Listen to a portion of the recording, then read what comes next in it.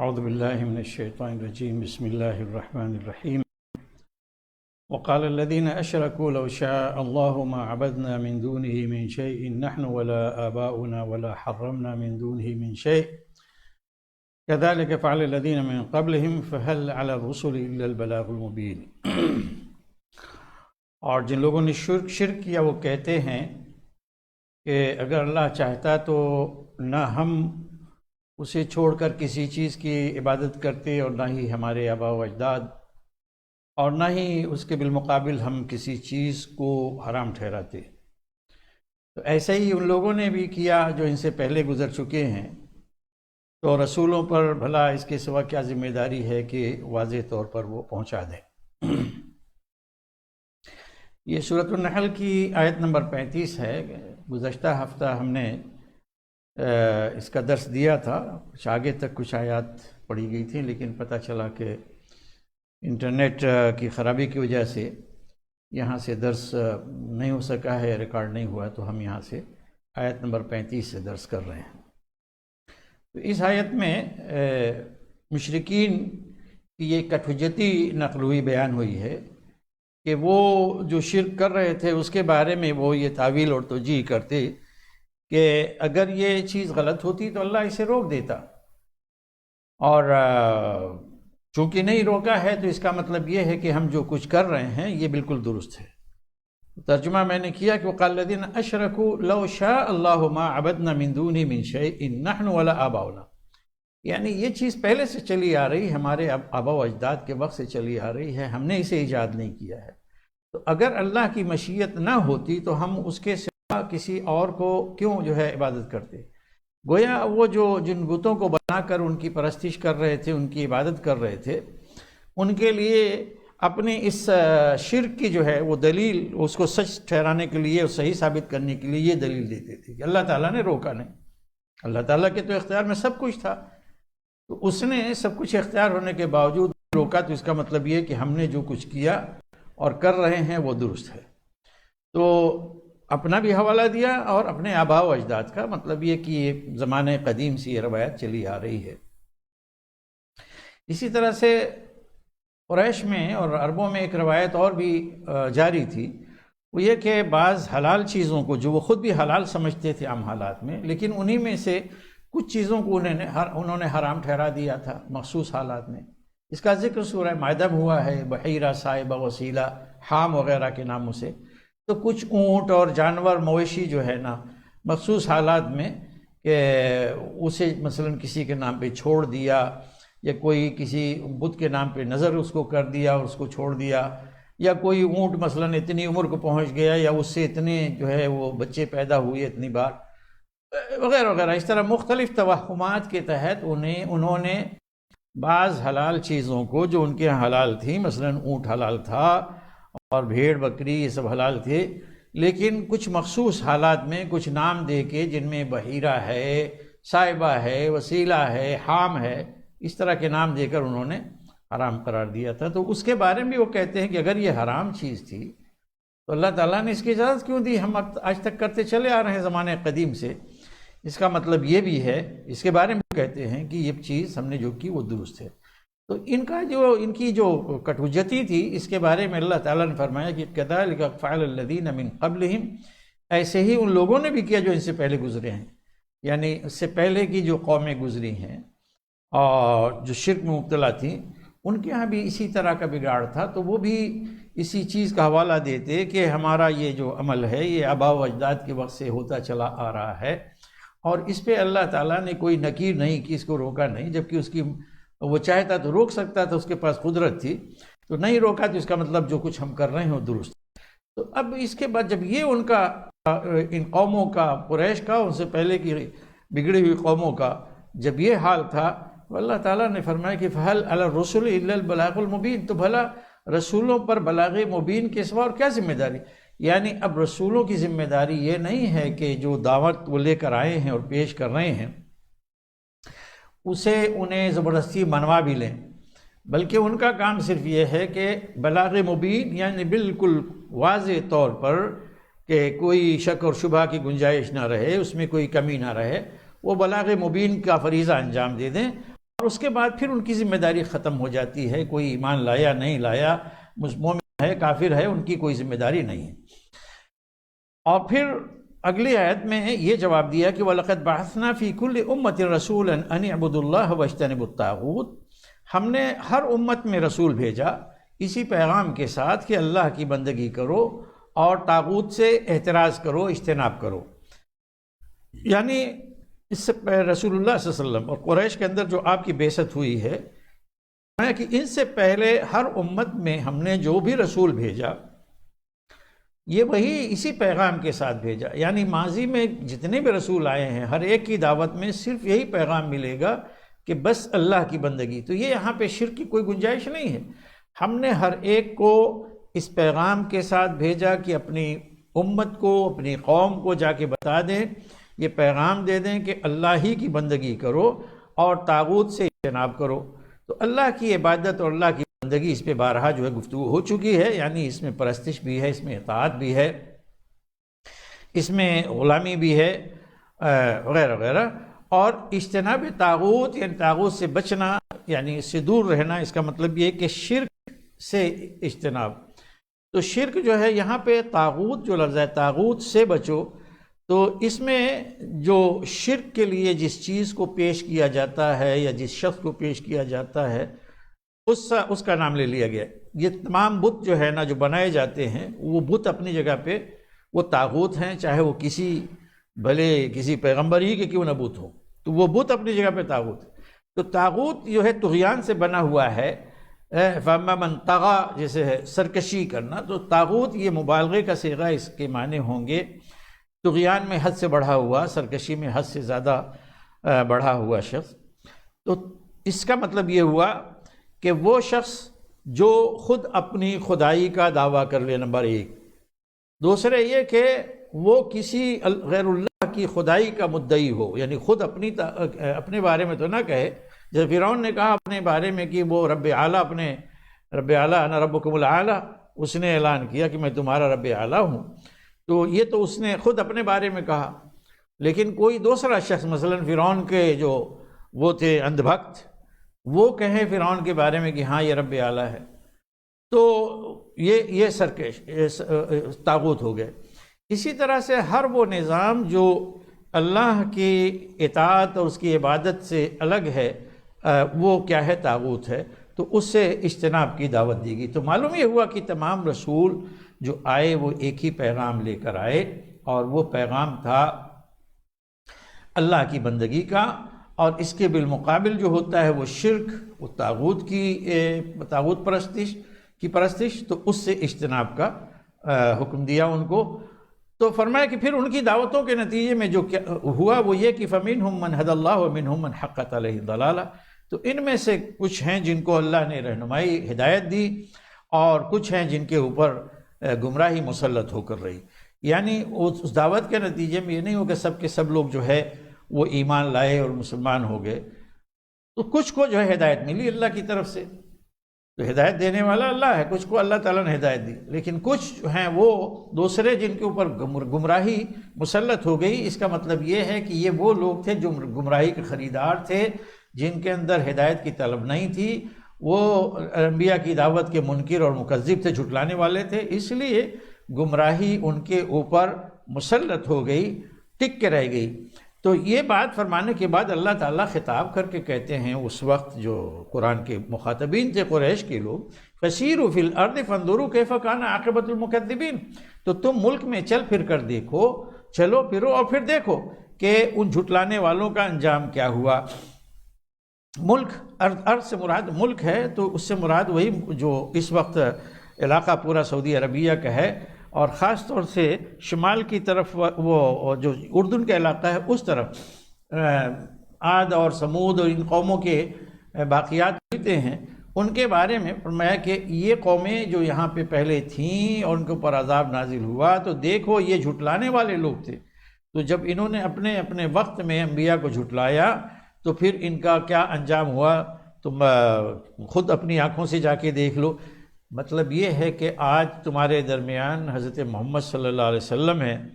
جو اللہ کے دین کی دعوت دے رہے ہیں، وہ آخری نبی ہیں. اگر ان کے ساتھ بھی تم نے وہی رویہ اختیار کیا جو پچھلی قوموں نے اپنے نبیوں کے ساتھ کیا تھا، تو پھر کوئی وجہ نہیں ہے کہ تمہارا انجام ان سے مختلف ہو، یقیناً وہی انجام تمہارا بھی ہوگا جو ان کا ہوا۔ اس کے بعد اللہ تعالیٰ نے التفات کے طور پر رسول اللہ صلی اللہ علیہ وسلم سے خطاب کرتے ہوئے فرمایا کہ ان تحرص علی ہداہم فإن اللہ لا یہدی من یضل، تو اگر تم ان کی ہدایت پہ حریص ہو، یعنی رسول اللہ صلی اللہ علیہ وسلم کو تو حریص تھے، خواہش تھی اور پوری کوشش تھی کہ ان کی قوم جو ہے وہ ایمان لائے، انہیں ہدایت حاصل ہو، تو فرمایا کہ اگر تم ان کی ہدایت کے حریص ہو، تو اس حرص کی جہاں تک بات ہے، یہ رسول اللہ صلی اللہ علیہ وسلم کے اندر یہ جذبہ اتنا زیادہ بڑا ہوا تھا اپنی قوم کی ہدایت کے لیے کہ آپ نے شب و روز ایک کر دیے تھے محنت کرتے ہوئے، لیکن اس کے باوجود جب قوم کے لوگ ایمان نہیں لا رہے تھے بلکہ وہ اپنے کفر اور تکذیب پر ڈٹے ہوئے تھے، تو کبھی کبھی رسول اللہ صلی اللہ علیہ وسلم کو یہ خیال ہوتا کہ کہیں ایسا تو نہیں ہے کہ میری طرف سے کوئی کوتاہی ہے، تو اللہ تعالیٰ نے فرمایا کہ ایسی کوئی بات نہیں ہے، تم تو بڑے حریص ہو، لیکن تم ان کے حریص ہو ان کی ہدایت کے، اس کے باوجود جس کے بارے میں اللہ تعالیٰ نے فیصلہ کر لیا گمراہی کا، تو اسے اللہ تعالیٰ پھر ہدایت نہیں دیتا۔ تو یہ لوگ وہ ہیں کہ جن کے اوپر گمراہی مسلط ہو چکی ہے، اور یہی ان کا یعنی طے شدہ کیا ہے کہ نتیجہ انجام ہے،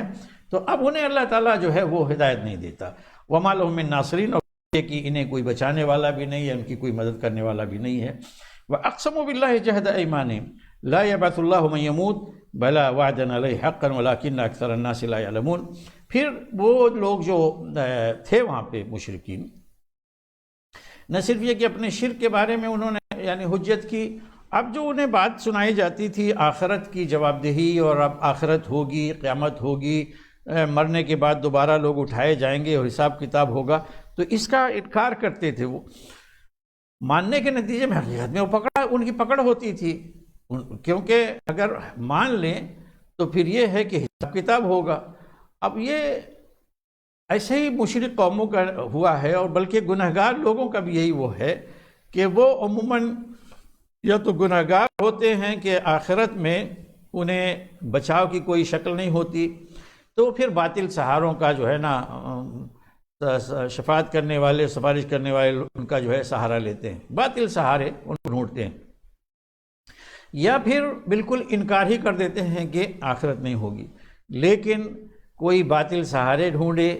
یا کوئی انکار کر دے آخرت کا، یہ کوئی کام آنے والی چیز نہیں ہے، جو حقیقت ہے وہ سامنے رہے گی۔ تو اللہ تعالیٰ نے ان لوگوں کا رویہ بیان کیا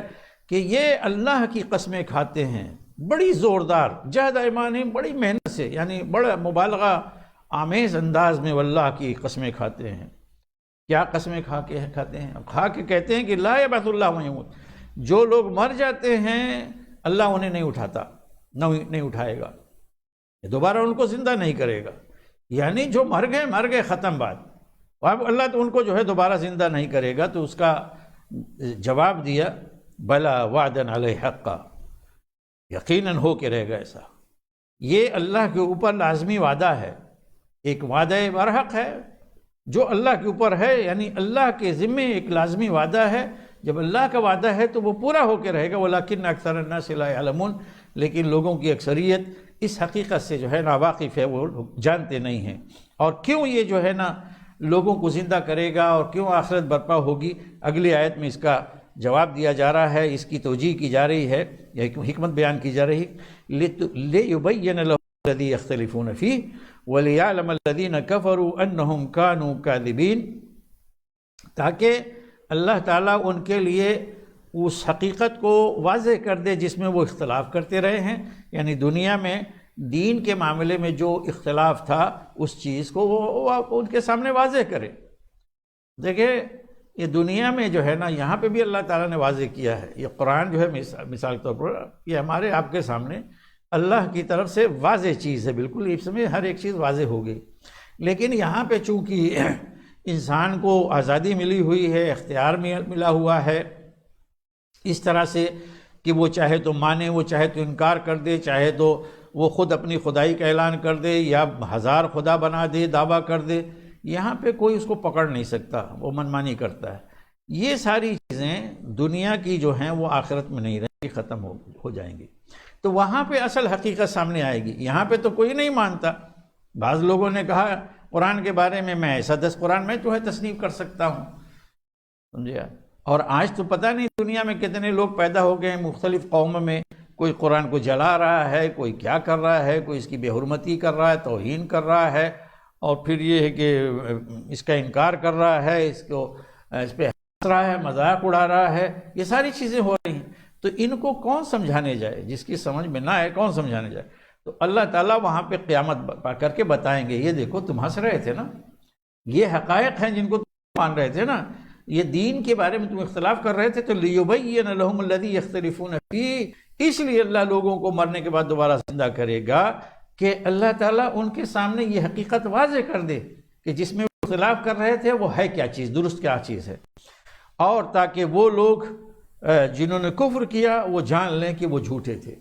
آج تو سب لوگ ہیں نا, بدترین قسم کا ظالم جھوٹا انسان وہ بھی ہنستا ہے. کوئی مصلح ہے, کوئی امام ہے, کوئی علامہ ہے ہمارا, کوئی محدث ہے, مفسر ہے, کون یہ مجرم قسم کے لوگ. خود ہماری اپنی قوم کے اندر ایسے لوگ پیدا ہو گئے ہیں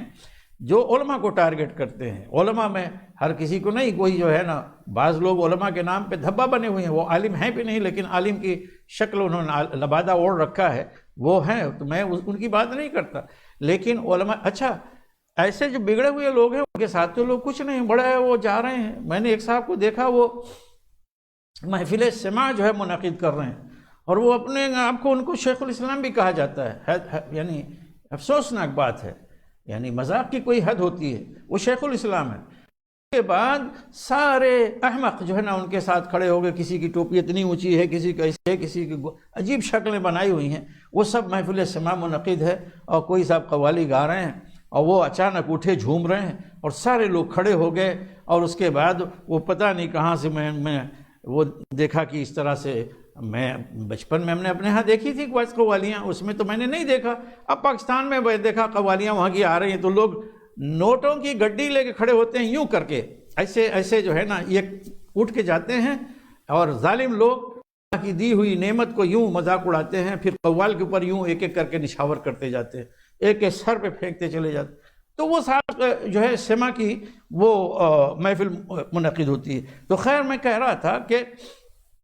دین کے بارے میں, قرآن کے بارے میں لوگ اس طرح سے ہمارے یہاں کھڑے ہو گئے ہیں کہ ان کا مذاق اڑاتے ہیں, علماء کا مذاق اڑاتے ہیں, وہ خود مذاق بنے ہوئے ہیں. تو اللہ تعالیٰ اس دن سب کے سامنے واضح کر دے گا کہ دیکھیں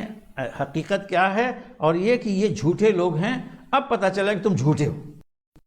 تو میں یہاں پہ دیکھیے کبھی کبھی اس طرح کی تنقیدیں کرتا ہوں, اور ضروری بھی ہے. حقیقت معاشرے میں آپ آنکھیں بند کر کے نہیں رہ سکتے. قرآن ایک طرف آپ پڑھیں اور بولیں اس کا نہیں جی ہاں ٹھیک ہے سب کچھ, یہ اپنے ساتھ اور اپنے قوم کے ساتھ, اپنے لوگوں کے, انسانوں کے ساتھ دھوکہ ہے. ہماری یہ ذمہ داری ہے کہ ہم لوگوں کو قرآن کی روشنی میں بتا دیں کہ یہ کام غلط ہے. میں کسی فرقہ اور اس کے خلاف نہیں بولتا نا, میں اس چیز کو پسند کرتا, لیکن ہمارے ہاں بدقسمتی سے مسلمانوں میں ایسا رواج ہو گیا ہے. اور اب تو یہ ہے کہ جب سے یہ یوٹیوب اور یہ سوشل میڈیا چل گیا ہے, روزانہ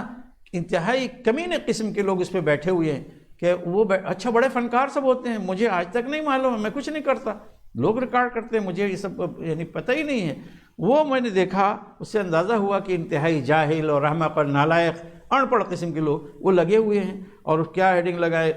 یعنی روزانہ لوگوں کو آپس میں لڑانا, مسلمانوں کو آپس میں لڑانا, تو ان کے نام رکھنا, یہ فلاں فلاں فلاں فلاں, اس طرح سے یہ غلط ہے. خیر میں اس چیز کو تو نہیں کہتا, لیکن یہ بھی نہیں ہے کہ اپنے گھر میں, اپنے لوگوں میں, اپنے ملت میں لوگ جو ہے وہ گمراہی کے راستے پر چلیں تو ہم یہ کہیں کہ نہیں اتحاد ملت کی وجہ سے اس پہ خاموش رہیں. یہ بات درست نہیں. اتحاد ملت ہونا چاہیے, لیکن اتحاد ملت دین کی جو اصل تعلیمات ہیں, ان کے جو عقائد ہیں, اس کی بنیاد پر ہوں گے. ان کے یعنی کہ ان کو جو ہے نا نظر انداز کر دیا جائے یا ان کی قیمت پہ یہ کیا جائے, ایسا نہیں ہو سکتا. اللہ سبحانہ وتعالیٰ کی توحید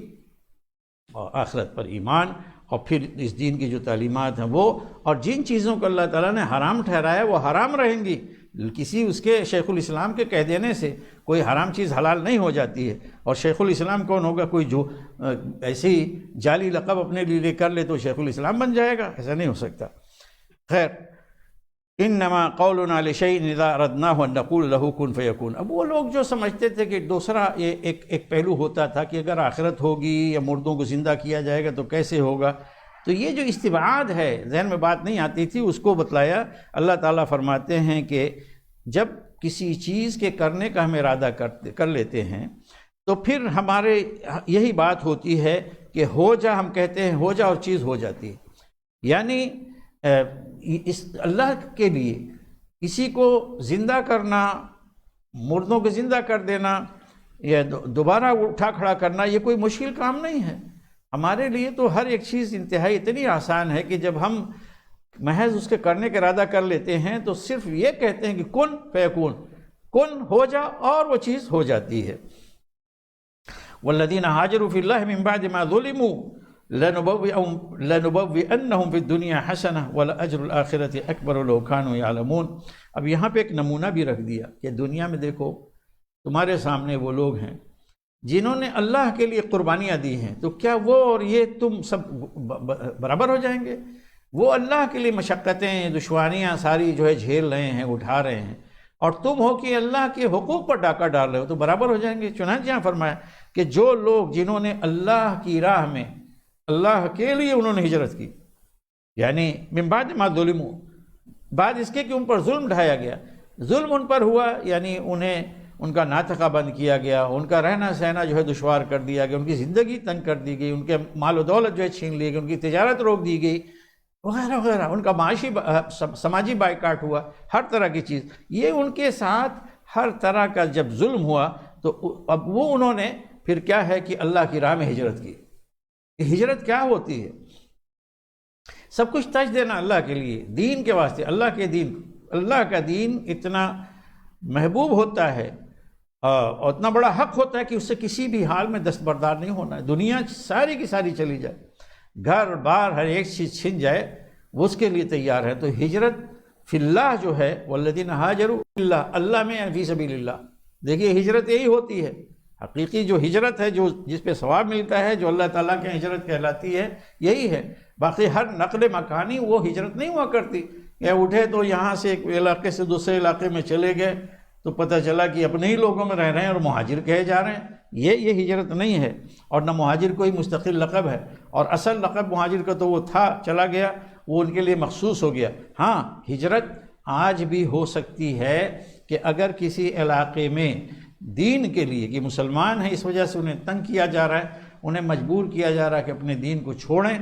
تو وہ اپنے علاقے سے نکل کے دوسری جگہ پہ جائیں، اور ساری دنیا کے مسلمانوں اور مسلمان ملکوں کی یہ ذمہ داری ہے، ان پر یہ فرض عائد ہوتا ہے کہ ایسے مظلوم مسلمانوں کو سہارا دیں۔ لیکن بدقسمتی سے آج ظالم غیر مسلم اور مسلم ممالک اور افراد اور شخصیتیں اور سلطنتیں، یہ سب ایک ہی اس میں کھڑے ہوئے ہیں۔ کچھ اس طرح کا نظام بن گیا ہے کہ مثلا آپ دیکھیں کہ یہ جو برما کے ہیں، وہ کیا ان کو کہا جاتا ہے، کیا نام ہے، برما والے لوگ جو میانمار سے آئے، تو دیکھیے اچانک نام ان کا جو ہے وہ چلا گیا۔ تو برما سے اتنی بڑی تعداد، وہ یعنی ان کو قتل کیا گیا، برمی فوجوں نے کیا، ان کے اوپر ظلم ڈھائے، وہ کچھ بنگلہ دیش میں گئے اور ایک بڑی تعداد ہندوستان میں آ کے بسی ہوئی۔ کیوں نہیں؟ اور کہیں آواز بھی نہیں اٹھتی، صرف ایک دو جگہوں سے آواز اٹھی، لیکن یہ ہے کہ کسی نے یہ نہیں کہا کہ بھئی ہم ان کو اپنے یہاں لیتے ہیں، ہمارے یہاں بھیج دیجئے، آ جاؤ۔ لوگوں نے کوئی مالی امداد بھی نہیں کی۔ اگر بنگلہ دیش میں گئے، کچھ کیمپ ہیں، اور خاص طور سے ہندوستان میں تو بالکل ہی بے سہارا ہیں، اور ان میں سے کافی کچھ ایسی بھی خبریں آ رہی ہیں ارتداد کی، مجبور ہیں وہاں پہ۔ تو خیر، تو یہ جو ہے ہجرت انہوں نے کی، ان کے بارے میں فرمایا کہ وہ لوگ جنہوں نے اللہ کی راہ میں ہجرت کی، بعد اس کے کہ ان پر ظلم ہوا، تو اللہ تعالیٰ فرماتے ہیں کہ ہم انہیں متمکن کریں گے دنیا میں، اور یعنی اچھی طرح سے۔ اس کا مطلب یہ ہے کہ رسول اللہ صلی اللہ علیہ وسلم کے ساتھ جو صحابہ کرام تھے، اگرچہ اس وقت پریشانی اور مصیبت میں مبتلا تھے اور ان کے سامنے چیلنجز تھے، مشکلات تھیں، لیکن اللہ تعالیٰ کا ان کے ساتھ یہ وعدہ ہوا کہ ہم عن قریب ان کو جو ہے متمکن کریں گے۔ متمکن کرنے کا مطلب یہ کہ انہیں غلبہ عطا فرمائیں گے، اور چنانچہ رسول اللہ صلی اللہ علیہ وسلم اور صحابہ کرام کو غلبہ حاصل ہوا۔ تو یہ تو دنیا کا معاملہ تھا کہ دنیا میں ہم ان کو اچھی طرح سے متمکن کریں گے، وَلَأَجْرُ الْآخِرَةِ اکبر، آخرت کا اجر تو بہت ہی بڑا ہے، لَوْ كَانُوا يَعْلَمُونَ، کہ کاش ان کو اس کا پتہ ہوتا۔ اور یہ جو ہجرت کرنے والے لوگ ہیں، آگے اگلی آیت میں ان کی تعریف کی جا رہی ہے، ان کا وصف بیان کیا جا رہا ہے کہ الذین صبروا علی ربہم یتوکلون، یہ ان مہاجرین کے لیے ہے جنہوں نے استقامت دکھلائی اور جو اپنے رب پر توکل کرتے رہے۔ یعنی استقامت دکھلانے کا مطلب یہ ہے کہ ہر قسم کا ظلم انہیں دین برحق سے ہٹا نہیں سکا، اللہ کی توحید پر، اللہ کے دین پر وہ قائم رہے، ہر مصیبت، ہر تکلیف، ہر ٹارچر، کوئی چیز ان کو ہٹا نہیں سکی۔ اور پھر جب وہ نکلے ہجرت کے لیے تو اللہ کے اوپر توکل کرتے ہوئے وہ نکل گئے، اللہ کے سہارے، اللہ پر اعتماد کرتے ہوئے نکل کھڑے ہوئے۔ یہ ہیں وہ توکل کرنے والے کہ اللہ تعالیٰ کے دین کے لیے ہم نکلے ہیں سب کچھ چھوڑ چھاڑ کے، تو اللہ تعالیٰ یعنی محروم نہیں کرے گا، وہ سہارا دے گا، وہ کھانا بھی دے گا، وہ پینا بھی دے گا، وہ ٹھکانہ بھی دے گا۔ وَمَا أَرْسَلْنَا مِن قَبْلِكَ إِلَّا رِجَالًا نُوحِي إِلَيْهِمْ فَاسْأَلُوا أَهْلَ الذِّكْرِ إِن كُنتُمْ لَا تَعْلَمُونَ۔ اور اے محمد صلی اللہ علیہ وسلم، ہم نے آپ سے پہلے مرد ہی بھیجے رسول بنا کر، ان کی طرف ہم وحی کرتے تھے، تو اے لوگو تم پوچھ لو اہل علم سے اگر تم نہیں جانتے۔ تو لوگ یہ کہتے تھے نا کہ مطالبہ کرتے کہ یہ انسان ہی ہے ہمارے جیسے، تو فرشتے کیوں نہیں آتے؟ پیچھے آیت گزر چکی ہے، وہ فرشتوں کی آمد کا مطالبہ کرتے تھے، تو یہاں پہ اس کا جواب دیا گیا کہ آپ سے پہلے بھی جتنے رسول آئے وہ سب جو ہم نے بھیجے وہ سب رجال تھے، یعنی انسان تھے، مرد تھے، اور گویا عام لوگوں میں، ان لوگوں میں اس لحاظ سے کوئی فرق نہیں تھا، وہ بھی انسان تھے، یہ بھی انسان۔ فرق جو تھا، جو امتیاز حاصل تھا، وہ یہ کہ نوحی الیہم، ہم ان کے اوپر وحی کرتے تھے، گویا وحی کے ذریعے سے ہم انہیں بتلاتے تھے، دین کی تعلیمات جو ہے سمجھاتے تھے کہ تاکہ وہ آگے بڑھائیں۔ تو پھر قریش کے لوگوں سے کہا کہ اس حقیقت کے بارے میں اگر تم کو پتہ نہیں ہے، تم نہیں جانتے، کہ تم مطالبہ کر رہے ہو فرشتوں کی آمد کا، فرشتے نہیں آتے رہے، ہمیشہ انسانوں کے درمیان انسان ہی جو ہے نبی بن کر آتے رہے، وہی رسول بن کر آتے رہے ہیں، رسالت کا فریضہ انسانوں ہی کے ذمہ تھا۔ تو اگر تمہیں معلوم نہیں ہے تو یہ اہل علم سے جو ہے جا کے پوچھ لو۔ یہاں پہ اہل ذکر جو ہے اس سے مراد اہل علم، اور اس زمانے میں اہل علم سے مراد یہود اور نصارہ تھے، کہ ان کے پاس جو جا کے پوچھو کہ جو تمہارے ہاں جو نبوت وغیرہ کے بارے میں تعلیمات ہیں، سلسلے میں ذرا ہمیں بتاؤ کہ جو نبی آئے، رسول آئے، وہ انسان تھے یا غیر انسان۔ بالبینات والزبر، یہ پچھلی آیت میں ما ارسلنا جو ہے اسی کے ساتھ لگا ہوا ہے کہ ہم نے بھیجا انسانوں کو بالبینات والزبر، دلائل اور کتابوں کے ساتھ، یعنی انہیں بھی ہم نے دلائل دی اور کتابیں دی، صحیفے دیے، وہ بھی لے کر آئے۔ وَأَنزَلْنَا إِلَيْكَ الذِّكْرَ لِتُبَيِّنَ لِلنَّاسِ مَا نُزِّلَ إِلَيْهِمْ وَلَعَلَّهُمْ يَتَفَكَّرُونَ، اور ہم نے تمہاری طرف یہ ذکر نازل کیا ہے، گویا ان کو بھی بینات اور زبر دیا، بینات دلائل، جو ان کی نبوت کی جو ہے کھلی دلیلیں تھیں، جو اس دین کی دلیلیں تھیں جو وہ دین پیش کر رہے تھے، اور کتابیں، صحیفے، یہ ان کو دی۔ اور اب ہم نے تمہاری طرف یہ ذکر یعنی قرآن نازل کیا ہے، اور اس مقصد کے لیے نازل کیا ہے تاکہ تم لوگوں کے لیے اس چیز کی حقیقت واضح کر دو جو ان کی طرف نازل کی گئی ہے، یعنی یہ کتاب جو دین لے کر آئی ہے، اس دین کی حقیقت کو تم ان کے سامنے کھول کے رکھ دو، واضح طور پر بتا دو، وَلَعَلَّهُمْ يَتَفَكَّرُونَ، اور تاکہ یہ لوگ غور و فکر کریں۔ أَفَأَمِنَ الَّذِينَ مَكَرُوا السَّيِّئَاتِ أَن يَخْسِفَ اللَّهُ بِهِمُ الْأَرْضَ أَوْ يَأْتِيَهُمُ الْعَذَابُ مِنْ حَيْثُ لَا يَشْعُرُونَ، تو کیا یہ لوگ جو بری چالیں چل رہے ہیں، یہ اس بات سے بالکل بے فکر ہو گئے ہیں اور نچنت ہو گئے ہیں کہ اللہ ان کے سمیت زمین کو دھسا دے؟ یعنی اب اس کے بعد اللہ یہ دھمکی دے رہا کہ یہ بیٹھ کے جو چالیں چل رہے ہیں، بری چالیں، دعوت کو ناکام بنانے کے لیے، اللہ کے نبی کو ناکام بنانے کے لیے، تو کیا یہ بالکل بے فکر ہو گئے ہیں، اب پرامن بیٹھے ہیں، کوئی انہیں خطرہ نہیں لاحق ہے کہ اس بات سے، اس اندیشے سے کہ اللہ ان کے سمیت زمین کو دھسا دے، یا عذاب ان کے اوپر وہاں سے آدم کے جہاں سے ان کو احساس بھی نہ ہو، اور یاخذہم فی تقلبہم فما ہم بمعجزین، یا انہیں ان کو چلتے پھرتے، تقلب ان کی چلت پھرت میں وہ چل رہے ہیں، بھاگ دوڑ کر رہے ہیں. آپ دیکھیں نا، پتہ نہیں، جیسے معلوم ہوتا ہے کہ 100 سال کے منصوبے ہیں، دنیا سے اٹھیں گے ہی نہیں، ملک انہی سے چل رہا ہے، انسانیت ساری انہی سے آباد ہے، وہ چلے گئے تو کچھ یعنی سب کچھ ختم ہو جائے گا. یعنی لگتا ہی نہیں کہ یہ ہٹنے والے ہیں. اللہ تعالیٰ جو ہے پکڑ لیتا ہے ایسے لوگوں کو، ہٹا دیا کرتا ہے. اور یاخذہم فی تقلبہم، ان کے چلتے پھرتے یا چلت پھرت میں ان کو پکڑ لے، اور پھر وہ اللہ کو بے قابو نہ کر سکیں، یعنی اس کے قبضے سے باہر نہ جا سکیں. اور یاخذہم علی تخوف فإن ربکم لرؤوف رحیم، یا انہیں عین اندیشے کی حالت میں دھر لے، پکڑ لے. تو یہ ساری چیزیں ہو سکتی ہیں. تو کیا اس بات سے یہ لوگ بالکل مطمئن ہو کے بیٹھے ہیں؟ فإن ربکم لرؤوف رحیم، تو یقیناً تمہارا رب جو ہے کیا ہے؟ رؤوف الرحیم ہے. یعنی یہ سب وہ کر سکتا ہے، لیکن ابھی اس نے یہ نہیں کیا. تو اس کا مطلب کیا ہے؟ کہ تمہارا رب تمہارے ساتھ رؤوف اور رحیم ہے، مہربان ہے اور شفیق ہے. اولم يروا الى ما خلق الله من شيء يتفيأ ظلاله عن اليمين والشمائل سجدا لله وهم داخرون. فرمایا کہ یہ توحید کی دلیل ایک کونی دلیل دی جا رہی ہے ہماری اس کائنات سے، ہمارے سامنے، جس کا ہم مشاہدہ کرتے ہیں کہ سایہ. لوگ بہت ساری قومیں پہلے بھی اور آج بھی سورج کی پرستش کرتی ہیں، اور سورج جب نکلتا ہے، طلوع ہوتا ہے، تو آپ دیکھیں کہ ہر ایک چیز کا سایہ بھی جو ہے نا وجود میں آتا ہے، لیکن سایہ زمین پہ بچھا ہوتا ہے. مشرق سے سورج نکلتا ہے، آپ سورج کی طرف رخ کریں تو آپ کا سایہ اس کے برعکس بالکل مغرب کی طرف ہوگا، جھکا ہوا، زمین پر سجدہ ریز ہوگا. سورج چڑھتا جائے گا، سایہ گھٹتا جائے گا، لیکن زمین ہی پہ ٹکا رہے گا، یہاں تک کہ سر کے اوپر سورج آ گیا تو بالکل سایہ آپ کے قدموں کے نیچے آ گیا. اور جیسے ہی سورج مغرب کی طرف ڈھلا، مائل ہوا، سایہ مشرق کی طرف چلا گیا. معلوم یہ ہوا کہ جو فطرت ہے، اس کائنات کی فطرت، وہ حقیقت میں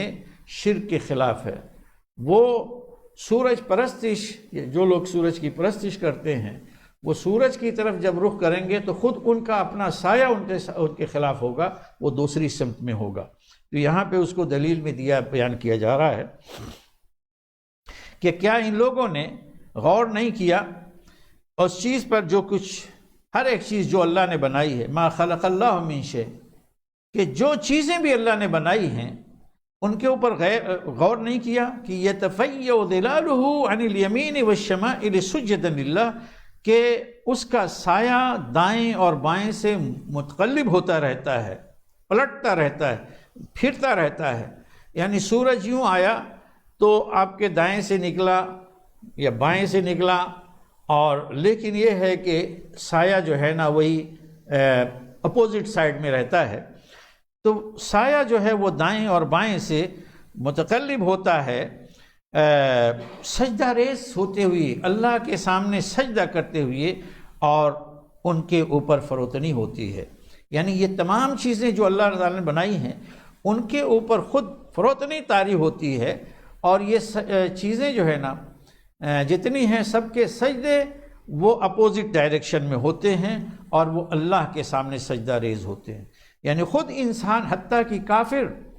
وہ اپنے اختیاری وجود میں ٹھیک ہے غیر اللہ کو سجدہ کرتا ہے، لیکن اس کا جو تکوینی وجود ہے اس میں وہ اللہ کے سامنے، یعنی وہاں پہ غیر اللہ کو سجدہ کرتا ہے، کسی بت کو یا کچھ کو، لیکن اپنے کونی وجود میں جو اس کا فزیکل وہ ہے وجود، اس میں وہ اللہ کے سامنے سجدہ ریز ہوتا ہے. وہ کسی سورج اور کسی کے سامنے ماتھا ٹیکتا ہے، لیکن اس کا سایہ اس کے اپوزٹ ہوتا ہے، اس سے گویا الگ ہوتا ہے. وَلِلَّهِ يَسْجُدُ مَا فِي السَّمَاوَاتِ وَمَا فِي الْأَرْضِ مِن دَابَّةٍ وَالْمَلَائِكَةُ وَهُمْ لَا يَسْتَكْبِرُونَ.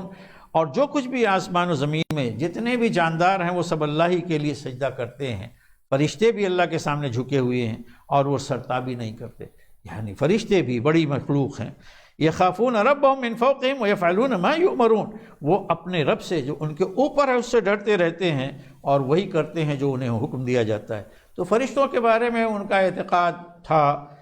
کہ وہ بچا لیں گے، اس کی بیٹیاں ہیں والعیاذ باللہ۔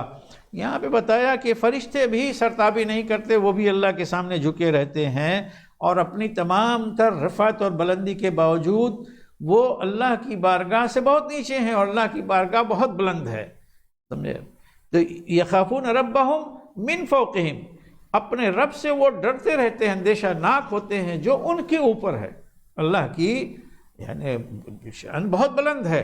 اللہ کی بارگاہ بہت بلند ہے۔ وَيَفْعَلُونَ مَا يُؤْمَرُونَ، ان کا اپنا کوئی اختیار نہیں، بلکہ وہی کرتے ہیں جو ان کو حکم دیا جاتا ہے۔ ان کی کیا مجال کہ اس سے جو ہے وہ سرتابی کر سکیں۔ وقال اللہ لا تتخذوا الہین اثنین انما هو الہ واحد، اور اللہ کا نے فرمایا، اللہ نے حکم دیا کہ تم دو معبود نہ بناؤ، وہ تو ایک ہی معبود ہے، معبود بس ایک ہے، فَإِيَّايَ فَارْهَبُونَ، لہذا تم مجھے سے ڈرو۔ گویا یہ اللہ کا حکم ہے، یہ قریش کو سنایا گیا اس طرح سے کہ یہ ہمیشہ اللہ تعالیٰ کا یہی حکم رہا ہے۔ آج اللہ کے نبی حضرت محمد صلی اللہ علیہ وسلم یہ تعلیم دے رہے ہیں، ان سے پہلے جو اہل کتاب ہیں ان سے جا کے پوچھ لو، جتنے انبیاء آئے، جو کتابیں نازل ہوئیں، اس میں اللہ تعالیٰ نے کیا حکم دیا تھا؟ اس نے کہا تھا کہ میرے ساتھ کسی اور کو معبود بناؤ، کسی اور کو بھی خدا بناؤ؟ نہیں۔ تو فرمایا قال اللہ لا تتخذوا الہین اثنین، اللہ نے کہا ہے یہی، گویا ہمیشہ یہی بات، یہی اللہ تعالیٰ کا فرمان رہا ہے کہ دو معبود نہ بناؤ، انما ہوا الہ واحد، وہ تو بس اور صرف ایک ہی الہ ہے، ایک ہی معبود ہے، اور وہ خود اللہ تعالیٰ کی ذات ہے۔ اس لیے فرمایا کہ فَإِيَّايَ فَارْهَبُونَ، اور وہ میں ہوں، لہذا تم مجھ سے ڈرو۔ وَلَهُ مَا فِي السَّمَاوَاتِ وَالْأَرْضِ وَلَهُ الدِّينُ وَاصِبًا أَفَغَيْرَ اللَّهِ تَتَّقُونَ، اور اسی کے لیے ہے جو کچھ آسمانوں اور زمین میں، یعنی سب کچھ اس کی ملکیت ہے، اور سب اس کی ملکیت ہے، تو اس کا مطلب یہ کہ تصرف اس کا ہے، اختیار اس کا ہے، اور وَلَهُ الدِّينُ وَاصِبًا، اور اسی کی اطاعت ہمیشہ لازم ہے، اس کی اطاعت۔ تو کیا تم اللہ کے سوا فغیر اللہ تتقون، تو اللہ کے سوا یعنی غیر اللہ سے تم ڈرتے ہو؟ واقعہ یہ ہے کہ غیر اللہ سے ڈرنا بھی شرک ہے۔ وما بکم من نعمت فمن اللہ، اور جو نعمت بھی تمہیں حاصل ہے تو اللہ ہی کی طرف سے ہے، یہ حقیقت۔ دیکھیے یہ مخاطب اصل جو ہے نا اس زمانے میں مشرکین کفار قریش یہ لوگ ہیں۔ تو آج بھی ہم جو ہے نا جو بھی غیر مسلم قومیں ہیں، جو شرک اور کفر مبتلا قومیں ہیں، وہ اور ٹھیک ہے، اسی کے تحت جو مسلمان اپنے آپ کو کہتے ہیں، لیکن اگر ان کے ہاں اس کا بگاڑ پایا جاتا ہے کہ جس کی نوعیت شرک اور کفر کی ہے، تو ہم یہ کہیں گے وما بکم من نعمت فمن اللہ، جو نعمت بھی تمہارے پاس ہے وہ اللہ کی طرف سے ہے، اللہ کی بخشی ہوئی ہے۔ میں اس لیے کہہ رہا ہوں مسلمانوں کو بھی اس میں شامل، کہ مسلمانوں میں آج کل بڑا رواج ہے بہت ساری جگہوں پہ، وہ فلاں کے ہاں پہنچانا ضروری ہے، حتیٰ کہ قبروں میں پہنچاتے ہیں۔ اس میں فرق کیا ہوا کہ ایک قوم ہے جو کسی بت پہ جا کے دودھ چڑھاتی ہے، آپ لوگوں نے سنا ہوگا، دیکھا ہوگا، آئے اس میں ہر سال 2 سال پہ کوئی نہ کوئی چمتکار، اس کو ہندی میں بولتے ہیں، معجزہ جو ہے نا اس کو کہیں گے چمتکار، ہندی میں بولتے ہیں کہ چمتکار پرکٹ ہوا ہے جی، یعنی معجزہ ظاہر ہوا ہے، کیا فلاں جگہ بھگوان ان کی مورتی وہ دودھ پی رہی ہے، بھگوان کو دودھ پلایا جا رہا ہے، اب وہ جا کے پتھر پہ جو ہے یوں دودھ ڈیل رہے ہیں۔ چند سال پہلے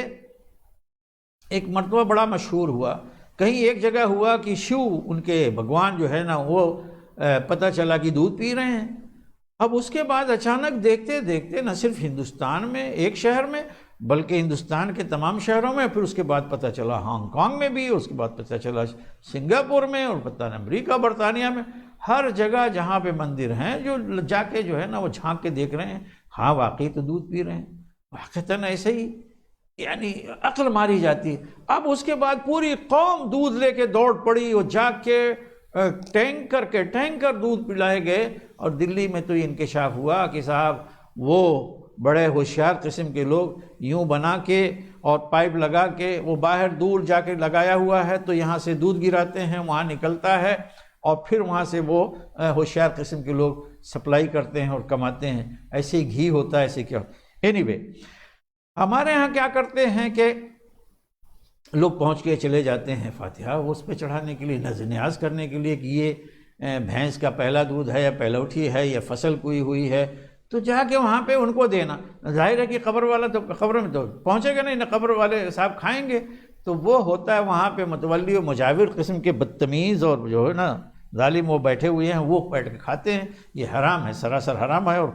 ناجائز ہے، دینا بھی کھانا بھی ہر لحاظ سے۔ تو وما بکم من نعمت فمن اللہ، حقیقت میں یہ وہ اللہ کی بخشی ہوئی نعمت کو کسی اور کی طرف منسوب کرنا، کسی اور کے لیے جا کے اس کو چڑھانا، اللہ کی نعمت پہ کسی اور کا جا کے شکر ادا کرنا،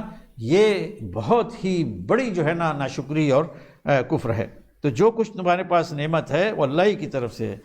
تو فرمایا کہ ثم اذا مسکم الضر فالیہ تجرون، پھر جب تمہیں کوئی مصیبت لاحق ہو جاتی ہے تو تم اسی سے فریاد کرتے ہو۔ یوں تو بنے ہے نا، تو مختلف قومیں ہیں، پتہ چلا کہ وہ ہے اتنے مندروں کی زیارت کرنی ہے، کوئی کہا کہ اتنے مراقد الائمہ، ہمارے شیعہ بھائی جو ہے نا ان کے ہاں حج اور عمرے سے زیادہ اہمیت اور فضیلت والی چیز، اہم چیز جو ہے نا کیا ہے؟ مراقد ائمہ کی زیارت۔ اب پتہ چلا کہ قبروں کے بعد قبر، قبروں کے بعد قبر، اس کی زیارت۔ اب لوگوں کو جو نہیں جانتے ان کو سن کے حیرت ہوگی کہ ہمارے یہ جو ہے لوگ یہ بیچارے جاتے ہیں، ان کو یعنی جاہل بنا دیا گیا ہے، اور پھر پوری قوم جہل میں جب ڈوب جاتی ہے تو ان کو سمجھانا بھی مشکل ہو جاتا ہے۔ اور اب میری بات اگر کچھ سنیں گے تو ظاہر ہے کہ وہ گالیاں بھی دیں گے، لیکن دیکھیں یہ لوگ نکلیں گے مدینہ، مکہ نہیں جاتے عمرہ کرنے کے لیے، مکہ نہیں جاتے عمرہ کرنے کے لیے، یہ اسی جو سلسلہ مراقد ائمہ ہے، مراقد کا مرقد یعنی ان کی قبریں جہاں ان کی خوابگاہ ہے، سوئے ہوئے ہیں، مرقد اس کو بولتے ہیں، عربی مرقد کا مطلب خوابگاہ، تو قبر کو خوابگاہ بولتے ہیں، مرقد اس کی جمع مراقد۔ ائمہ کے مراقد وہ چلیں گے تو 12 پتہ نہیں کتنی اور کتنی جگہوں پہ جاتے ہیں، تو یہاں سے نکلے مختلف جگہوں پہ، وہ لمبی تفصیل ہے۔ تو اسی ضمن میں مدینہ منورہ جاتے ہیں رسول اللہ صلی اللہ علیہ وسلم کے مرقد یعنی آپ کا جو روضہ ہے اس کی زیارت کرنے کے لیے، وہاں پہ مسجد نبوی میں کے لیے نہیں، قبر کی زیارت کے لیے جاتے ہیں، یہ انہوں نے بنایا ہوا ہے، جبکہ صرف قبر کی زیارت یہ ہے ہی نہیں ہے۔ رسول اللہ صلی اللہ علیہ وسلم کی قبر کی زیارت بھی آپ دیکھ لیجئے، کہیں بھی کسی بھی بخاری میں مسلم میں کہیں بھی لے کر آئیے، یہ ہے ہی نہیں ہے۔ ہاں جب آپ وہاں پہ جائیں گے، حاضری آپ کی مدینہ میں ہوئی، آپ گئے وہاں پہ، تو پھر رسول اللہ صلی اللہ علیہ وسلم یعنی مسجد نبوی جو ہے نا، اصل جو چیز ہے زیارت کی چیز وہ مسجد نبوی ہے، مسجد کی زیارت کے لیے گئے تو رسول اللہ صلی اللہ علیہ وسلم کے روضہ پہ حاضری اور آپ پہ درود سلام پیش کرنا یہ ہے، ضروری ہے، لیکن خاص اس نیت سے کہ مسجد کو نظر انداز کر کے ہم قبر کی ضرور قبر شریف کی جو ہے زیارت کرنے کے لیے کے منصوبے سے جا رہے ہیں، نہیں، یہ چیز نہیں ہے، غلط۔ تو بہرحال تو جب تمہیں تکلیف مصیبت لاحق ہوتی ہے تو تم اسی سے فریاد کرتے ہو۔ ثم اذا کشف الضر عنکم اذا فریق منکم بربہم یشرکون، پھر جب اللہ تمہاری تکلیف تم سے دور کر دیتا ہے تو تمہارے ہی اندر کا ایک گروہ اٹھتا ہے جو اپنے رب کے ساتھ شرک کرنے لگتا ہے، یعنی چلاتے ہیں جب مصیبت لاحق ہوگی، گویا فطرت کے اندر یہ شعور ہے کہ اصل خدا تو اللہ ہی ہے۔ تو جب حقیقی مصیبت کوئی نازل ہوتی ہے تو پھر اس وقت یہ سارے باطل سہارے بھول جاتے ہیں، اللہ کی طرف رجوع کرتے ہیں، اس سے گڑاتے ہیں اور اس سے فریاد کرتے ہیں، اور اللہ جب مصیبت دور کر دیتا ہے دوبارہ واپس ہو کے کیا کرتے ہیں، وہی پھر اس میں لگ جاتے ہیں۔ یہ فلاں ان کا بزرگ کی جو ہے نا کرامت تھی، ان کا فضل تھا، وہ دیوی، وہ مندر، وہ دیوتا، انہوں نے بچایا، پھر وہی شروع ہو جاتی بدماشی۔ لِيَكْفُرُوا بِمَا آتَيْنَاهُمْ، تاکہ ناشکری کریں اس چیز کی جو ہم نے انہیں بخشی ہے۔ فَتَمَتَّعُوا فَسَوْفَ تَعْلَمُونَ، تو چند روزہ عیش کر لو، فتمتعوا، تو چند روزہ عیش کر لو، مزے کر لو، فَسَوْفَ تَعْلَمُونَ، ان قریب تمہیں معلوم ہو جائے گا، یعنی انجام تمہارا کیا ہے، حقیقت تمہارے سامنے آئے گی، پتہ چل جائے گا، وہ اپنے انجام کو تم دیکھ لو گے۔ وَيَجْعَلُونَ لِمَا لَا يَعْلَمُونَ نَصِيبًا مِّمَّا رَزَقْنَاهُمْ تَاللَّهِ لَتُسْأَلُنَّ عَمَّا كُنتُمْ تَفْتَرُونَ، اور جس کے بارے میں وہ کچھ نہیں جانتے، جن کی حقیقت کا انہیں کچھ علم نہیں ہے، ان کے لیے وہ حصہ لگاتے ہیں اس رزق میں سے جو ہم نے انہیں بخشا ہے۔ تو لما لا يعلمون، جس کو نہیں جانتے، یعنی فلاں فلاں فلاں بزرگ ہیں وہ خدائی میں شریک ہیں، ان کے پاس کوئی علم نہیں ہے۔ تو جن قوموں نے جن کو بھی بنایا ہوا جس شکل میں بھی، کسی بت کی شکل میں، کسی پتھر کی شکل میں، کسی پیڑ کی شکل میں، کسی قبر کی شکل میں، کسی استھان کی شکل میں، تو ان کے بارے میں کوئی علم نہیں ہے، بس ایک افواہ اڑی، پتہ چلا کہ ہو گیا۔ ہم جب ندوے میں پڑھتے تھے تو پتہ چلا ہمارے سامنے کا واقعہ ہے، اچانک ندوہ لکھنؤ میں، تو اس وقت ہم سے قریب ایک گیٹ ہوتا تھا، ادھر جاتے تھے تو وہاں سے آگے ایک جگہ خالی تھی، اچانک وہاں پہ ایک خبر صبح میں نظر آنے لگی، تو وہ قبر جو کوئی ہوشیار آدمی تھا، کوئی وہاں پہ نہیں قبر ہے، کوئی نہیں قبر ہے، ولیعذ باللہ میں نہیں کہنا چاہتا، اس میں لوگوں کا کہنا مختلف اقوال ہے، فلاں فلاں چیز اس میں دفن ہے، بہرحال صبح میں قبر بن گئی، یہ بھی کسی مسلمان کے نہیں ہے۔ یہ بھی اب حیرت کی بات یہ بھی ندوے میں نے دیکھا لکھنؤ میں کہ ندوے سے باہر نکلنے سامنے گومتی ندی گزرتی ہے، بند بندھا ہوا ہے، اس کے بعد نیچے جب اترے سامنے ٹھیک ندوے کے گیٹ کے سامنے جب بند کے اس طرف جائیں تو ندی کے کنارے وہاں پہ مزار ہے، اس مزار کا متولی ایک شخص جو ہے، یعنی گویا مالک ہے اس کا، وہ کھٹک قوم کا ہے۔ کھٹک ہندوستان میں وہ نہیں ہے پاکستان والا، کھٹک جو ہے نا یہ غیر مسلم ہوتے ہیں، ہندو ہوتے ہیں اور انتہائی پست قوم ہوتے ہیں اور خنزیر پالنے والے لوگ ہوتے ہیں، سمجھے، کھٹک ان کو بولتے ہیں، وہ اس کا وہ بنا ہوا، تو کھٹک اس کو کیا معلوم، لیکن اس میں کچھ وہ رسوم جو کروانی پڑتی ہیں، حال ہے، قوالی ہے اور جذب کے کیفیت میں ہوتے ہیں، زلف دراز والے صاحب، تو وہ کرائے پہ موجود ہیں، وہ شکلیں بنائے ہوئے، وہ جاتا ہے جمعرات کو 54-58 اس زمانے میں اتنا بہت ہوا کرتا تھا، وہ جا کے لے کر آتا تھا اور 2-4 روپے میں دے کے وہاں بیٹھاتا تھا اور قوالی شروع ہوتی تھی جمعرات کو اور یوں جھومنا شروع کرتے تھے وہ صاحب، تو باقی انکم اس کی ہوتی تھی، وہ کھٹک کی۔ عجیب و غریب قسم کی چیزیں ہیں، تو ان کے لیے حصہ لگاتے ہیں اس میں سے جو ہم نے رزق دیا ہے۔ دیکھیں اللہ تعالیٰ رزق دیتا ہے اور اس کا حصہ یہ فلاں کا ہے، یہ فلاں کا ہے، یہ بہت بڑا شرک ہے، یعنی یہ قرآن بالکل واضح، وَيَجْعَلُونَ لِمَا لَا يَعْلَمُونَ نَصِيبًا مِّمَّا رَزَقْنَاهُمْ، یہ صرف ترجمہ کرنے کی ضرورت ہے، تفسیر کوئی ضرورت نہیں ہے، آپ ترجمہ پڑھیں آپ کو معلوم ہو جائے گا کہ یہ لوگ بناتے ہیں حصہ ان کے لیے جن کے بارے میں ان کو کوئی علم نہیں ہے، اس رزق میں سے جو ہم نے دیا ہے۔ اس کے بعد اللہ تعالیٰ کتنی زوردار انداز میں کہتے ہیں، تاللہ، اپنی قسم کا، خدا کی قسم، اللہ کی قسم، لَتُسْأَلُنَّ عَمَّا كُنتُمْ تَفْتَرُونَ، یہ جو افترا پردازی تم کرتے رہے ہو نا، اس کے بارے میں تم سے ضرور بضرور سوال ہوگا، تم سے پوچھا جائے گا، یعنی بچو گے نہیں، یہ پوچھا جائے گا تم نے یہ کیوں یہ افترا پردازی کی۔ افترا پردازی یہی کہ تم نے یہ دعویٰ کیا، ان کو جب دیا تو اس کا مطلب یہ کہ ان کو اللہ کے ساتھ تم نے شریک مانا، شریک ٹھہرایا، ان کو خدائی میں شریک ٹھہرایا، ان کو بتلایا کہ یہ اللہ کے چاہتے اور محبوب ہے، اس کے سفارش کرنے والے ہیں، ان کو اختیارات حاصل ہیں، تو یہ افترا پردازی ہے، اس کے بارے میں تم سے ضرور بضرور سوال کیا جائے گا۔ اللہ نے اللہ کی قسم کھائی، تاللہ اللہ اپنی قسم کھا رہا۔ وَيَجْعَلُونَ لِلَّهِ الْبَنَاتِ سُبْحَانَهُ، اب ایک اور بگاڑ اس وقت تھا، اس کی تردید ہو رہی ہے، یہ لوگ اللہ کے لیے بیٹیاں بناتے ہیں، سبحان اللہ، اس سے پاک ہے۔ دیکھیے جب اس طرح کی چیز آتی ہے، سبحان، جب یہ آتا ہے، اس کلمہ کے زور کو سمجھیے، جو لوگ عربی نہیں جانتے وہ سمجھیں، کوئی غلط چیز اللہ کی طرف جب منسوب ہوتی ہے، سبحان، ہم سبحان اللہ جو پڑھتے ہیں تو سبحان اللہ کا مطلب یہ ہوتا ہے کہ اللہ تعالیٰ پاک ہے، تو پاک یہاں پہ اس معنی میں نہ لیں جیسے ہم وضو کرتے ہیں پاک ہونے کے لیے، وہ تو اللہ تعالیٰ پاک ہے ہی ہے، اللہ تعالیٰ پاک ہے ہر کمزوری سے، ہر عیب سے، ہر نقص سے، یہ پاکی مراد ہے یہاں پہ، کوئی اس کے اندر کمی اور خامی اور نقص اور عیب نہیں ہے، یہ اصولی طور پہ بات کر دی گئی۔ اب اگر کوئی شخص کہے سوتا ہے، اللہ تعالیٰ کے بارے میں اللہ تعالیٰ سوتے ہیں، نیند لائق ہوتی ہے، تو یہ کمزوری ہے، اللہ تعالیٰ کا بیٹا ہے، یہ کمزوری ہے، تو اصولی طور پر بات یوں بیان کی جاتی ہے کہ اللہ تعالیٰ سبحان ہے، اللہ تعالیٰ پاک ہے، یعنی اس کے اندر نہ کوئی کمزوری ہے، نہ کوئی نقص ہے، نہ کمی ہے، نہ خامی ہے، نہ عیب ہے، کچھ پاک ہے بالکل۔ یہ ہم آپ جو ہے نا، ہم کو بیٹوں کی ضرورت پڑتی ہے، بیٹیوں کی ضرورت پڑتی ہے، محتاج ہیں، سمجھے، ہم کو بیماری لاحق ہوتی ہے، ہم کو بھوک لگتی ہے، ہم کھانا کھاتے ہیں، ہم پانی پیتے ہیں، ہر ایک چیز قدم قدم پہ ایک دوسرے کے تعاون کے بغیر ہم دنیا میں زندگی نہیں رہ سکتے، سمجھے۔ تو فرمایا کہ یہ لوگ اللہ کے لیے بیٹیاں بناتے ہیں، تو فرشتوں کو وہ سمجھتے تھے مشرکین عرب اس زمانے میں کہ یہ بیٹیاں ہیں اللہ کی، والعیاذ باللہ، تو اللہ تعالیٰ نے فوراً کہا سبحان اللہ، اس سے پاک ہے،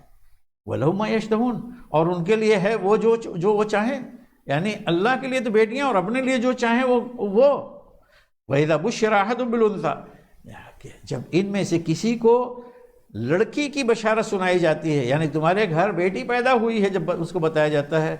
ظل وجهه مسودا، تو اس کا چہرہ سیاہ ہو جاتا ہے، وہ کظیم، اور وہ گھٹا گھٹا رہتا ہے، یعنی بڑا دکھ اس کو ہوتا ہے، بڑا غم ہوتا ہے، وہ گھونٹ پیتا رہتا ہے غم کے، اور وہ بالکل مارے اس کے جو ہے نا غم اور غصے کے اس کا چہرہ جو ہے سیاہ پڑ جاتا ہے۔ یتوارا من القوم من سوء ما بشر به، وہ لوگوں سے چھپا چھپا پھرتا ہے اس منحوس خبر سے جو اسے سنائی گئی، جس کی اسے بشارت دی گئی کہ بیٹی تمہارا پیدا ہوئی ہے، وہ لوگوں سے چھپا چھپا پھرتا ہے کہ بیٹی میرے گھر پیدا ہوئی، وہ عیب کی بات ہے، اور اللہ تعالیٰ کے لیے کہے کہ ساری بیٹیاں اس کے، اور اپنے لیے شرمائے۔ اَيُمْسِكُهُ عَلَىٰ هُونٍ أَوْ أَمْ يَدُسُّهُ فِي التُّرَابِ، تو وہ سوچتا ہے کہ اسے رکھ چھوڑے ذلت کے ساتھ، یعنی اگر رکھتا ہے تو ذلت کے ساتھ رکھنا ہے، بیٹی والا ہے، بیٹی ٹھیک ہے نا، گویا ایک ذلت کی چیز ہے، یا اسے مٹی میں دفن کر دے۔ الا ساء ما يحكمون، افسوس کیا ہی برا فیصلہ ہے جو یہ کرتے ہیں۔ للذین لا یؤمنون بالآخرۃ مثل السوء، جو لوگ آخرت پر ایمان نہیں رکھتے ان کے لیے بری تمثیل ہے۔ وللہ المثل الاعلی، اور اللہ کے لیے اچھی صفتیں ہیں، وہو العزیز الحکیم، اور وہ غالب ہے اور دانا ہے۔ یہ جو اس کی وضاحت دوسری جگہ پہ قرآن شریف میں ہے کہ وَيَجْعَلُونَ لِلَّهِ مَا يَكْرَهُونَ وَتَصِفُ أَلْسِنَتُهُمُ الْكَذِبَ أَنَّ لَهُمُ الْحُسْنَىٰ، کہ یہ اللہ کے لیے وہ چیز بناتے ہیں جو خود اپنے لیے ناپسند کرتے ہیں، اور ان کی زبانیں جھوٹ جو ہے نا بیان کرتی ہیں کہ ان کے لیے بہتری ہے یا بہتر انجام ہے۔ تو یہاں پہ فرمایا کہ اللہ کے لیے بری تمثیل ان کے لیے ہے، اللہ کے لیے اچھی صفتیں ہیں، اور وہ عزیز اور حکیم ہے۔ وَلَوْ يُؤَاخِذُ اللَّهُ النَّاسَ بِظُلْمِهِمْ مَا تَرَكَ عَلَيْهَا مِن دَابَّةٍ وَلَٰكِن يُؤَخِّرُهُمْ إِلَىٰ أَجَلٍ مُّسَمًّى، اور اگر اللہ لوگوں کو ان کے ظلم کی وجہ سے، ظلم کی پاداش میں فوراً پکڑتا ہوتا تو یہاں پر زمین کے اوپر کوئی جاندار نہ چھوڑتا، لیکن وہ انہیں ٹالتا ہے ایک متعینہ وقت تک کے لیے۔ یعنی لوگ کفر اور شرک کر رہے ہیں، یہی ظلم، سب سے بڑا ظلم کفر اور شرک ہے۔ اگر لوگ یہ ظلم کر رہے ہیں، کفر و شرک کر رہے ہیں، اس کے باوجود اللہ تعالیٰ نہیں پکڑتا، تو یہ اللہ تعالیٰ کی حکمت ہے، اس نے جو ہے نا موقع دیا ہوا یہاں پہ کہ ورنہ اگر لوگوں کو ان کے ظلم پر فوراً اگر اللہ پکڑتا تو کوئی بچتا ہی نہیں۔ ما ترک علیہ من دابہ، یہاں پہ کوئی جاندار نہیں بچتا۔ تو اللہ تعالیٰ کا معاملہ ہے کہ ولیکن یؤخرہم الی اجل مسمى، ان کو موقع دے رہا ہے، ان کو مہلت دے رہا ہے، ان کو ٹال رہا ہے ایک متعین مدت کے لیے، یعنی فوراً تو نہیں پکڑتا لیکن پکڑے گا۔ یہ نہیں کہ لامحدود کوئی رہیں گے، کچھ سالوں کے بعد، کچھ مہینوں کے بعد، جو بھی ان کے اللہ تعالیٰ نے طے کر دیا ہے وہ رہیں گے، اس کے بعد اللہ تعالیٰ انہیں پکڑ لے گا۔ اس لیے کہ فرمایا کہ فَإِذَا جَاءَ أَجَلُهُمْ لَا يَسْتَأْخِرُونَ سَاعَةً وَلَا يَسْتَقْدِمُونَ، جب ان کا وقت پورا ہو جائے گا، جب ان کی اجل آ جائے گی، تو نہ وہ ایک گھنٹہ، ایک گھڑی پیچھے ہو سکیں گے، نہ ایک گھڑی آگے جا سکیں گے، یعنی اس کو ٹال نہیں سکتے، نہ پیچھے نہ آگے۔ وَيَجْعَلُونَ لِلَّهِ مَا يَكْرَهُونَ وَتَصِفُ أَلْسِنَتُهُمُ الْكَذِبَ أَنَّ لَهُمُ الْحُسْنَىٰ، یہ پیچھے بھی میں نے بیان کیا کہ اور یہ اللہ کے لیے بناتے ہیں وہ جو خود اپنے لیے ناپسند کرتے ہیں، اور ان کی زبانیں جھوٹ بولتی ہیں، جھوٹ گھڑتی ہیں کہ ان کے لیے بہتری ہے یا اچھا انجام ہے۔ لا جرم ان لہم النار، اس میں کوئی شبہ نہیں کہ ان کے لیے نار ہے، یعنی جہنم ہے، جہنم کی آگ ہے۔ وَأَنَّهُمْ مُفْرَطُونَ، اور وہ اسی میں پڑے چھوڑ دیے جائیں گے۔ یعنی یہ سب کچھ کرنے کے بعد اپنے بارے میں خوش فہمی مبتلا تھے کہ ان کے لیے اچھا انجام ان کا ہوگا، بولا قطعاً نہیں، ان کا اچھا انجام نہیں ہوگا، بلکہ ان کے لیے تو النار ہے، النار کے معنی آگ ہے، اس سے مراد جہنم کی آگ یا جہنم ہی۔ وَأَنَّهُمْ مُفْرَطُونَ، اور جہنم میں ڈالنے کے بعد وہ پڑیں گے تو پھر اس میں چھوڑ دیے جائیں گے، مطلب بالکل نظر انداز کر دیے جائیں گے، بھلا دیے جائیں گے، جاؤ اسی میں جلتے رہو، سڑتے رہو، مرتے رہو۔ وَأَنَّهُمْ مُفْرَطُونَ، اور اسی میں پڑے چھوڑ دیے جائیں گے، کوئی پرسان حال نہیں ہوگا۔ تَاللَّهِ لَقَدْ أَرْسَلْنَا إِلَىٰ أُمَمٍ مِّن قَبْلِكَ فَزَيَّنَ لَهُمُ الشَّيْطَانُ أَعْمَالَهُمْ فَهُوَ وَلِيُّهُمُ الْيَوْمَ وَلَهُمْ عَذَابٌ أَلِيمٌ، اللہ کی قسم ہم نے تم سے پہلے بہت ساری امتوں کے پاس بھی رسول بھیجے، تو ان لوگوں کے لیے شیطان نے ان کے اعمال کو خوشنما بنا دیا، تو وہی آج بھی ان کا سرپرست ہے اور ان کے لیے دردناک عذاب ہے۔ تو فرمایا کہ آپ سے پہلے بھی ہم نے بہت ساری قومیں ہیں ان میں رسول بھیجے، تو وہ قومیں بھی کیا تھیں کہ وہ بھی برائی مبتلا تھیں، اور جو برائیاں وہ کر رہے تھے ان کے جو اعمال تھے، اعمال سے مراد یہاں پہ برے اعمال، غلط اعمال، شیطان نے وہی ان کی نگاہ میں کھبا دیا۔ کھبانے کا مطلب یہ ہے کہ دیکھیں آدمی کو اپنی بدعملی، اپنے غلط کردار اور کرتوت وہی جو ہے نا بڑے اچھے لگنے لگے۔ آج آپ دیکھیے جو بھی قومیں ہیں، خاص طور سے ان میں وہ قومیں کی جو اپنے تمام دینی لحاظ سے انحراف اور گمراہی کے باوجود سیاسی اور معاشی اور عسکری طاقت کے لحاظ سے وہ مضبوط ہیں، آپ ذرا ان کا رویہ دیکھیے، وہ بڑھتے جا رہے ہیں اور ناریل پھوڑے جا رہے ہیں، لیمو لٹکا کے جو ہے اس کو کاٹا جا رہا ہے، ہری مرچ کی جو ہے نا وہ مالا پہنائی جا رہی ہے، ہون کیا جا رہا ہے، اور ساری چیزیں ہیں، سمجھا؟ تو یہ ان کے اعمال ان کی نگاہ میں کھبا دیے گئے ہیں، کھبا دیے گئے۔ تو وہی شیطان ہی فرمایا کہ یہ شیطان جو ہے وہی آج ان کا سرپرست ہے، یعنی اب بس وہی سرپرست ہے، اب اسی کی سب بات مانتے ہیں۔ تو ایسے لوگوں کے لیے فرمایا کہ دردناک عذاب ہے، تکلیف دہ عذاب ہے۔ وَمَا أَنزَلْنَا عَلَيْكَ الْكِتَابَ إِلَّا لِتُبَيِّنَ لَهُمُ الَّذِي اخْتَلَفُوا فِيهِ وَهُدًى وَرَحْمَةً لِقَوْمٍ يُؤْمِنُونَ۔ اور اے محمد صلی اللہ علیہ وسلم، یہ جو کتاب ہم نے آپ پر نازل کی ہے اسی لیے نازل کی ہے تاکہ آپ ان لوگوں کے لیے اس چیز کو واضح طور پر سمجھا دیں اور بتا دیں جس میں یہ لوگ اختلاف کر رہے ہیں، یعنی دین کے معاملے میں جو اس اختلاف کر رہے ہیں اور اس میں مختلف ہیں، تو اس کی حقیقت کو انہیں سمجھا دیں، اس لیے ہم نے یہ کتاب نازل کی۔ اور دوسرے کتاب کی نزول کا مقصد یہ ہے کہ وَهُدًى وَرَحْمَةً لِقَوْمٍ يُؤْمِنُونَ، اسے ہم نے ہدایت اور رحمت بنا کر بھیجا ہے ان لوگوں کے لیے جو ایمان لاتے ہیں، یعنی ایمان لانے والوں کے لیے ہدایت ہے اور رحمت ہے۔ تو اپنے ابتدا اور آغاز کے اعتبار سے یہ کتاب جو ہے ہدایت ہے، اور اپنے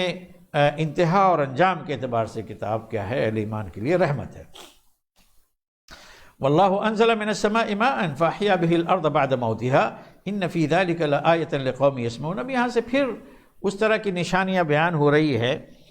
جو پہلے بھی کچھ شروع میں اس سورہ میں آئی، کہ جو اللہ تعالیٰ کی نعمتیں ہیں جو اللہ تعالیٰ دے رہا ہے انسانوں کو اور کائنات کو اور تمام مخلوقات کو، کہ دیکھیں یہ کس کی نازل کی ہوئی ہیں، کس کی بخشی ہوئی ہیں، اللہ کی یا اللہ کے سوا کسی اور کی ہیں،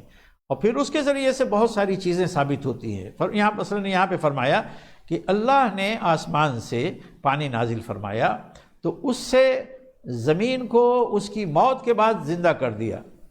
یہ بھی آسمان سے یعنی اوپر سے پانی نازل کیا، وہ پانی نازل ہوا زمین پر، اور زمین جو خشک پڑی ہوئی تھی اسی کو موت کہا گیا ہے، یعنی بالکل زمین بنجر اور خشک تھی اور اس کے اوپر پانی نازل کیا تو اس سے اس کو زندگی عطا کر دی۔ تو یہاں پہ یہ ہے کہ اس کے اندر اللہ تعالیٰ کی قدرت بھی ہے، اس کی حکمت بھی ہے، اس کے اندر اس کی رحمت اور ربوبیت، یہ ساری چیزیں بارش کے عمل میں ظاہر ہو رہی ہیں، کہ ظاہر ہے کہ اگر اس عمل کو الگ الگ دیوتاؤں میں یا دیویوں میں خداؤں میں بانٹ دیا جائے تو کوئی سوال ہی نہیں ہے کہ اوپر والی چیز وہ نیچے آنے والی زمین کی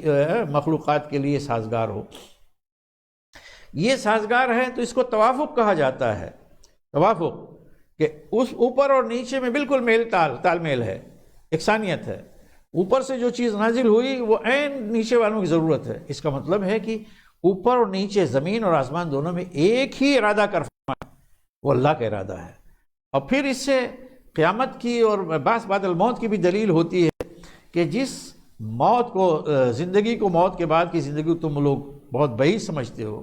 تم اپنی آنکھوں کے سامنے یہ مشاہدہ کرتے ہو، نظارہ دیکھتے ہو کہ کس طرح سے اللہ تعالیٰ ایک مردہ زمین، خشک زمین، اس پہ پانی کے ایک ہی جھٹکے اور ایک ہی چھینٹے سے وہ اسے زندگی عطا کر دیتا ہے اور پھر اس کے اوپر سبزہ اگاتا ہے۔ تو اللہ تعالیٰ ہے اس نے پانی نازل کیا۔ ظاہر ہے کہ پانی کا جو نزول ہوتا ہے یا بارش ہوتی، اس کے بارے میں اس وقت بھی مشرک قوم میں سے کوئی یہ نہیں کہتا تھا کہ یہ غیر اللہ کا ہے، وہ جانتے تھے لیکن فلاں فلاں دیوی دیوتا جو ہے نا ان کی مہربانی سے اور وہ کر رہے ہیں۔ تو فرمایا کہ وہ جس طرح سے زمین کو زندہ کرتا ہے ویسے ہی تم کو بھی زندہ کرے گا قیامت میں۔ ان فی ذلک لآیۃ لقوم یسمعون، یقیناً اس میں نشانی ہے ان لوگوں کے لیے جو سنتے ہیں۔ یہاں پہ سننا جو ہے نا اپنے حقیقی معنوں میں جو غور سے سنتے ہیں بات کو اور سمجھتے ہیں اور مانتے ہیں اور قبول کرتے ہیں، تو جو لوگ سنتے ہیں ان کے لیے اس میں بڑی نشانی ہے۔ یہاں پہ اللہ کے سوا کسی دیوی دیوتا کا وجود نہیں ہے، اس کی خدائی میں کسی اور کی شرکت نہیں ہے، اور یہ کہ قیامت برپا ہو کے رہے گی۔ وَإِنَّ لَكُمْ فِي الْأَنْعَامِ الْعِبْرَةَ نُسْقِيكُم مِّمَّا فِي بُطُونِهِ مِن فَرْثٍ مِّن بَيْنِ فَرْثٍ وَدَمٍ لَبَنًا خَالِصًا سَائِغًا لِلشَّارِبِينَ، اور یقیناً تمہارے لیے چوپائے جو ہیں، چوپایوں میں بھی بڑا سبق ہے، عبرت ہے۔ عبرت کا مطلب ہوتا ہے ایک حقیقت سے دوسری حقیقت کا پتہ لگانا، ایک حقیقت سے دوسری حقیقت تک چلا جانا، یہ عبرت کا اصل مفہوم ہے۔ تو چوپایوں میں بھی تمہارے لیے بڑا درس عبرت ہے، بڑا سبق ہے۔ کیسے کہ ہم تمہیں پلاتے ہیں جو کچھ اس کے پیٹوں میں، ان کے پیٹوں میں ہوتا ہے، اس کے اندر سے گوبر اور خون کے درمیان سے خالص دودھ نکال کر جو پینے والوں کے لیے خوشگوار ہوتا ہے۔ اب دیکھیں کہ کہاں چوپایا، چاہے وہ گائے ہو، بھینس ہو، اونٹ ہو، کچھ یہ دودھ ان کا، لیکن دودھ کیسے اور کہاں سے آتا ہے؟ یہ چارہ کھاتے ہیں، چارہ جب جاتا ہے پیٹ میں تو وہ گوبر بنتا ہے، گوبر سے آگے جو ہے وہ خون بنتا ہے، یہ گوبر اور خون کے درمیان سے جو ہے نا ایک مرحلے سے وہ دودھ نکلتا ہے۔ اب آپ گوبر دیکھ لیجئے اور خون دیکھ لیجئے، ان کا رنگ کیا ہے اور ان کا رنگ کیا ہے، اور یہ کیسے ان کا جو ہے نا، کیا کوئی کھا سکتا ہے، کوئی پی سکتا ہے، کوئی سوال نہیں۔ لیکن یہیں سے اللہ تعالیٰ اس طرح سے فیکٹری بنائی اس نے دودھ کی کہ یہ دودھ کی فیکٹری یا مل جو ہے نا وہ ہے، بن رہے، دودھ بن رہا ہے، اور وہاں سے نکل کے وہ اپنی پائپ لائن سے گزر کر وہ اسٹور میں جو ہے نا پہنچ جاتا ہے جو تھن میں، اور وہاں سے دودھ آپ نکالتے ہیں بالکل سفید کہ لبنن خالصاً، یہ بے آمیز، بالکل بے آمیز، اس میں کوئی ملاوٹ نہیں ہوتی، بالکل خالص ہوتا ہے، اس میں کوئی گوبر نہیں ہوتا، اس میں کوئی خون نہیں ہوتا، نہ اس کی مہک، نہ اس کی بدبو، نہ اس کا رنگ، نہ اس کا کوئی چیز نہیں ہوتی، اور سائغاً للشاربین، پینے والوں کے لیے خوشگوار ہوتا ہے۔ یہ سائغاً صرف خوشگوار ہی نہیں کہ آپ پیتے ہیں اچھا لگتا ہے، اس کا مطلب یہ ہے کہ وہ آپ کی صحت کے لیے، آپ کے بہت سارے لحاظ سے وہ بڑا ہی مفید ہوتا ہے، بڑا صحت مند ہوتا ہے۔ تو ہم یہاں پہ ختم کرتے ہیں، انشاءاللہ